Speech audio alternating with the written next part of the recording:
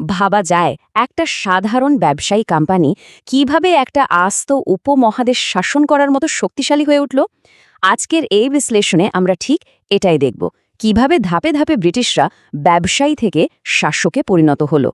তো মূল প্রশ্নটা কিন্তু এটাই, একটা কোম্পানি যারা শুধু ব্যবসা করতে এসেছিল, তারা কিভাবে ধীরে ধীরে একটা গোটা উপমহাদেশের শাসক হয়ে বসল। চলুন এই ঐতিহাসিক ধাঁধার উত্তরটা একসাথে খুঁজে বের করা যাক।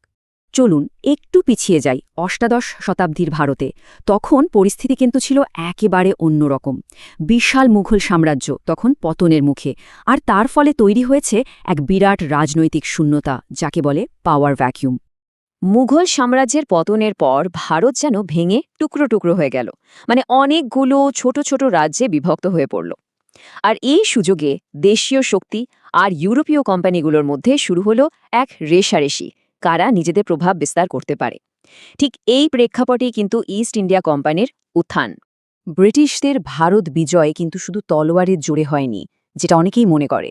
এর শুরুটা হয়েছিল একেবারে অন্যভাবে, একটা সুপরিকল্পিত অর্থনৈতিক কৌশলের মাধ্যমে। বলা যেতে পারে এটাই ছিল তাদের ভারত দখলের প্রথম এবং সবচেয়ে মারাত্মক পদক্ষেপ। দেখুন, ব্রিটিশদের এই অর্থনৈতিক শোষণকে আমরা মোট ৩টি পর্যায়ে ভাগ করতে পারি। প্রথম পর্যায়টা ছিল ১৭৫৭ থেকে ১৮১৩ সাল পর্যন্ত। তখন তারা কি করত? ভারতীয় জিনিসপত্র সস্তায় কিনে ইউরোপে চড়া দামে বিক্রি করত। এরপর এলো দ্বিতীয় পর্যায় ১৮১৩ থেকে ১৮৫৮। শিল্প বিপ্লবের পর ভারতকে তারা নিজেদের পণ্যের একটা বিশাল বাজার বানিয়ে ফেলল। আর সবশেষে ১৮৫৮ সালের পর থেকে রেল, ব্যাংকের মতো বড় বড় খাতে ব্রিটিশরা টাকা ঢালতে শুরু করে, শুধুই নিরাপদ আর নিশ্চিত মুনাফার জন্য। কিন্তু প্রশ্ন হল, এত বিপুল পরিমাণ সম্পদ তারা নিয়ন্ত্রণ করবে কিভাবে? উত্তরটা সহজ। প্রথমে জমির ওপর নিয়ন্ত্রণ প্রতিষ্ঠা করতে হবে। আর ঠিক এই কারণেই তারা একের পর এক নতুন ভূমি রাজস্ব ব্যবস্থা চালু করতে শুরু করে। তাদের প্রথম বড় চালটা ছিল চিরস্থায়ী বন্দোবস্ত বা পার্মানেন্ট সেটেলমেন্ট। এই সিস্টেমে জমিদারদের বলা হলো, এই জমির মালিক এখন থেকে তোমরা। বিনিময়ে তাদের একটা ফিক্সড ট্যাক্স ব্রিটিশদের দিতে হতো। এর ফলে কি হলো? ব্রিটিশদের প্রতি অনুগত একটা নতুন জমিদার শ্রেণী তৈরি হয়ে গেল। এরপর এলো রায়তওয়ারি ব্যবস্থা। এবার আর কোনো জমিদার বা মিডলম্যান নেই, সরকার সরাসরি কৃষকদের সঙ্গে চুক্তি করল। ট্যাক্সের পরিমাণ জমির কোয়ালিটি দেখে ঠিক করা হতো, কিন্তু মজাটা হলো সেটা প্রায় ৩০ বছরের জন্য ফিক্সড থাকত। তার মানে ফসল হোক বা না হোক, কৃষকদের ওপর করের বোঝা কিন্তু ঠিকই চাপত। আর ৩ নম্বর সিস্টেমটা ছিল মহলবাড়ি ব্যবস্থা।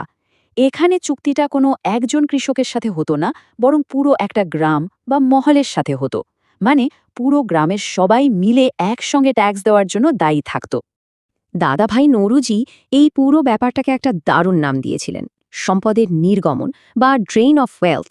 তার কথায় এটা ছিল ভারত থেকে ইংল্যান্ডের সম্পদের একটা ওয়ান ওয়ে ফ্লো।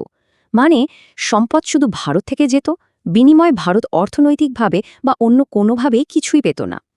তো অর্থনীতির নিয়ন্ত্রণ তো প্রতিষ্ঠা হলো, কিন্তু এর পাশাপাশি ব্রিটিশদের সামনে আরও একটা বড় চ্যালেঞ্জ ছিল, তাদের প্রতিদ্বন্দ্বীদের সরানো।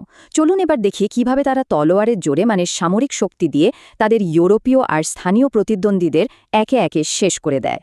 ভারতে ব্রিটিশদের প্রধান ইউরোপীয় প্রতিদ্বন্দ্বী ছিল ফরাসিরা। দুজনের লক্ষ্য ছিল একদম আলাদা। ব্রিটিশরা চেয়েছিল বাণিজ্যে একাধিপত্য, আর ফরাসিরা চেয়েছিল ভারতীয় রাজাদের সাহায্য করে নিজেদের পলিটিক্যাল পাওয়ার বাড়াতে। এই দুই ইচ্ছার সংঘাত থেকেই শুরু হয় কর্ণাটকের যুদ্ধ, যা শেষ পর্যন্ত ভারতে ইউরোপীয়দের ভাগ্য ঠিক করে দেয়। এরপর ব্রিটিশদের চোখ পড়ল বাংলার ওপর, যা ছিল তখন ভারতের সবচেয়ে ধনী প্রদেশ। তারা প্রথমে তাদের ট্রেড পারমিট, মানে দস্তকের অপব্যবহার শুরু করল। তারপর নবাবের পারমিশন ছাড়াই কলকাতায় দুর্গ বানানো শুরু করে দিল। এতেই সংঘাত চরমে ওঠে, আর ফলস্বরূপ হয় পলাশের যুদ্ধ। আর এরপর বক্সারের যুদ্ধের মধ্যে দিয়ে ব্রিটিশরা পেয়ে যায় দেওয়ানি, মানে বাংলা থেকে ট্যাক্স আদায়ের অধিকার। আর এটাই ছিল তাদের ক্ষমতার আসল ভিত্তি। বাংলা তো দখল হলো, কিন্তু এটা ছিল সবে শুরু। এরপর ব্রিটিশরা একে একে ভারতের অন্যান্য বড় শক্তিদের দিকে নজর দেয়। চলুন দেখি মহীশূর, মারাঠা আর শিখদের মতো পরাক্রমশালী রাজ্যগুলোকে তারা কিভাবে নিজেদের অধীনে এনেছিল। দক্ষিণ ভারতে ব্রিটিশদের জন্য সবচেয়ে বড় মাথা ব্যথার কারণ ছিল মহীশূর রাজ্য। হায়দার আলী আর তার ছেলে টিপু সুলতানের মতো দক্ষ শাসকদের নেতৃত্বে মহীশূর ব্রিটিশদের লিটারেলি নাকে দড়ি দিয়ে ঘুরিয়েছিল। তাদের বিরুদ্ধে ব্রিটিশদের মোট 4টি ভয়ঙ্কর যুদ্ধ লড়তে হয়েছিল, যা ইতিহাসে ইঙ্গো-মহীশূর যুদ্ধ নামে পরিচিত। শুধু একবার এই সংখ্যাটার দিকে তাকান, 3.6 কোটি টাকা। তৃতীয় ইঙ্গো-মহীশূর যুদ্ধে হারার পর টিপু সুলতানের ওপর ঠিক এই পরিমাণ টাকার ক্ষতিপূরণ চাপানো হয়েছিল। ভাবুন একবার, সেই সময়ে এই বিপুল পরিমাণ অর্থ মহীশূরের অর্থনীতিকে কী অবস্থা করেছিল, একেবারে পঙ্গু করে দিয়েছিল। এরপর আসি মধ্য ভারতের প্রধান শক্তি মারাঠাদের কথায়। ব্রিটিশরা তাদের বিরুদ্ধেও 3টি যুদ্ধ লড়ে এবং জিতে যায়। আর এই জয়ের পেছনে ব্রিটিশদের সবচেয়ে বড় অস্ত্র ছিল কূটনীতি। তারা মারাঠার নেতাদের নিজেদের মধ্যেকার বিবাদকে কাজে লাগায় আর অধীনতামূলক মিত্রতা নীতির মতো ফাঁদ পাতে। শেষ যুদ্ধের সাথে সাথেই মারাঠার সাম্রাজ্যের পতন হয়। ভারতের শেষ স্বাধীন আর শক্তিশালী রাজ্য ছিল পঞ্জাবের শিখ সাম্রাজ্য।